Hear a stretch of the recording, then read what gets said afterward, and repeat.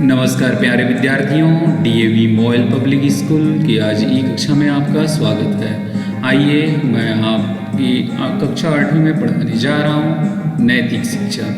नैतिक शिक्षा में आज हम पढ़ेंगे राष्ट्रभाषा हिंदी के दूसरे भाग को। आइए प्रारंभ करते हैं आज की कक्षा। राष्ट्रभाषा हिंदी। हिंदी के महत्व के विषय में मैंने पूर्व वीडियो में आपको बताया था कि हिंदी बोलना आसान, हिंदी समझाना आसान और समझना भी आसान। आइए हम देखते हैं आगे क्या है। वास्तव में हिंदी सारे भारत की एकता और अखंडता का प्रतीक है। श्री राहुल सांकृत्यायन एक महान लेखक माने जाते हैं।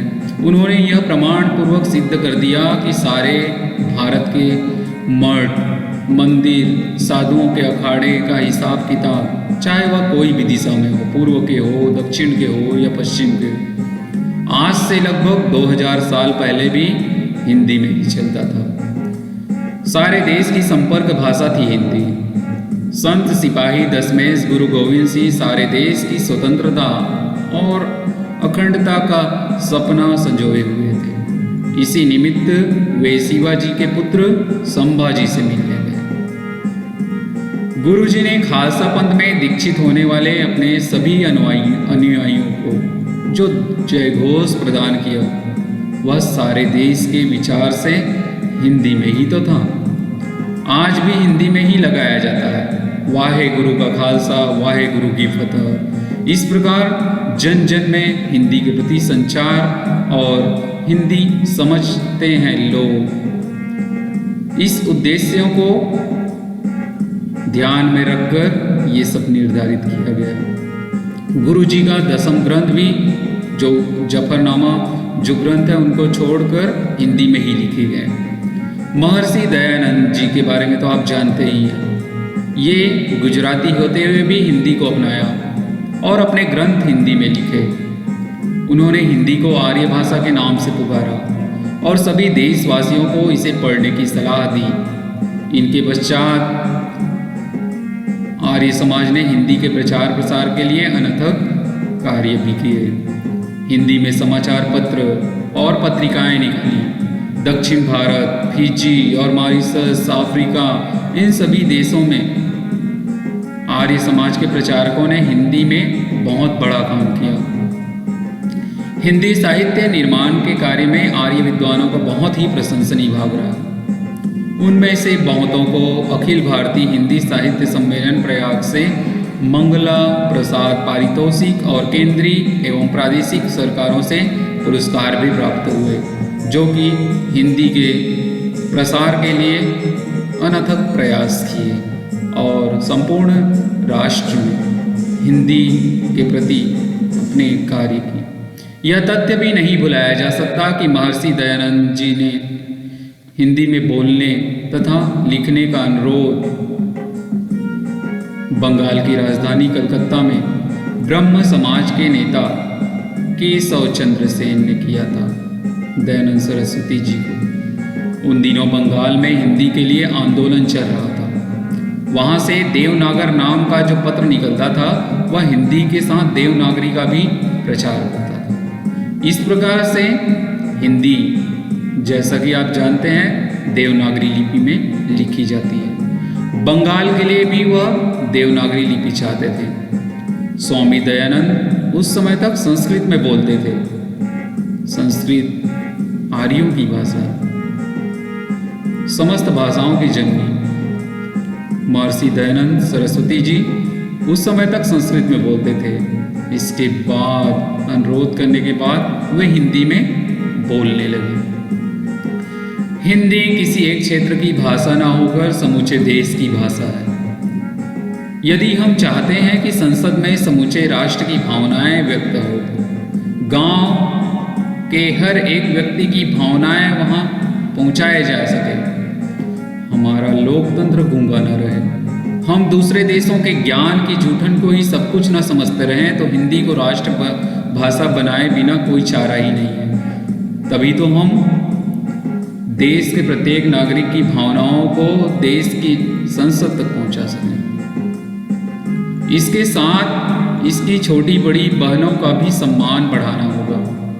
अनेक राज्यों में अनेक भाषाएं जो बोली जाती है उनका भी सम्मान करना होगा, किंतु अंग्रेजी की कुर्सी उल्टाए बिना यह सब संभव नहीं है।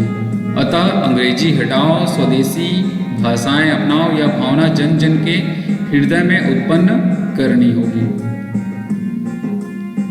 अंग्रेजी का प्रभाव हम पर इस तरह हावी हो गया कि हम अपनी मातृभाषा और हमारे भारत की जो अनेक भारतीय भाषाएं उनको बोलने लगे हैं।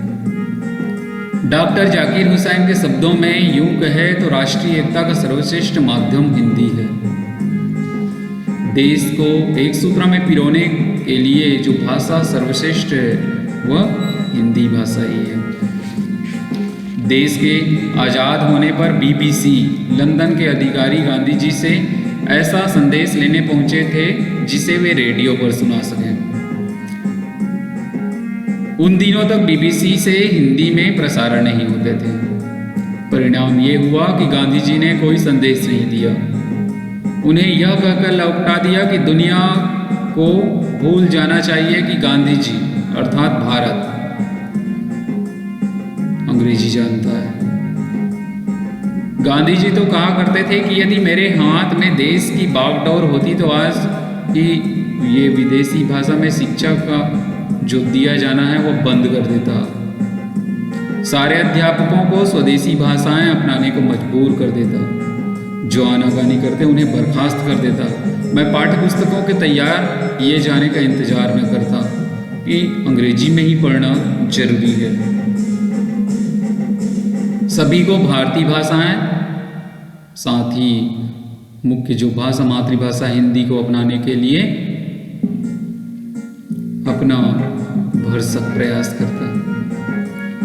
विद्वत शिरोमणि डॉक्टर रघुवीर जी की मान्यता थी, जब तक भारतवर्ष में अंग्रेजी का प्रयोग होता रहेगा तब तक भारतीय जनता और भाषाएं जो है वह एक दूसरे के समीप नहीं आ सकेगी।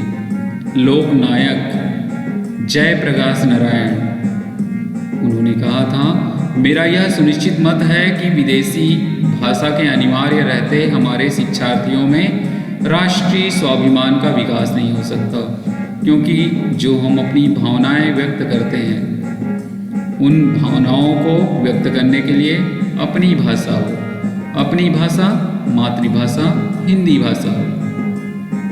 स्वतंत्र भारत में अंग्रेजी को अनिवार्य रखना राष्ट्रीय स्वाभिमान के प्रतिकूल है।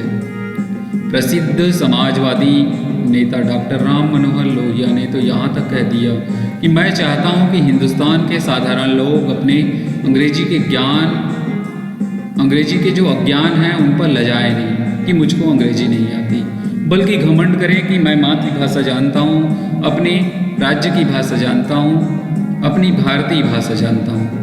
इस सामंती भाषा को उन्हीं के लिए छोड़ दें जिनके माँ बाप शरीर से नहीं तो आत्मा से अंग्रेज रहे हैं। इस प्रकार जो भारत में रहने वाले लोग हैं अपनी भारतीय भाषाओं का सम्मान करें और हिंदी भाषा को ग्रहण करें।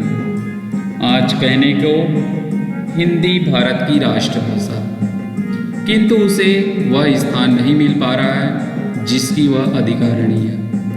हिंदी भारतीयों की भावात्मक अभिव्यक्ति का एकमात्र माध्यम है।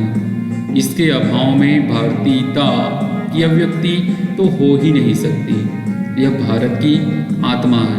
इस प्रकार से हिंदी भाषा भारत की प्राण भाषा मानी जाती।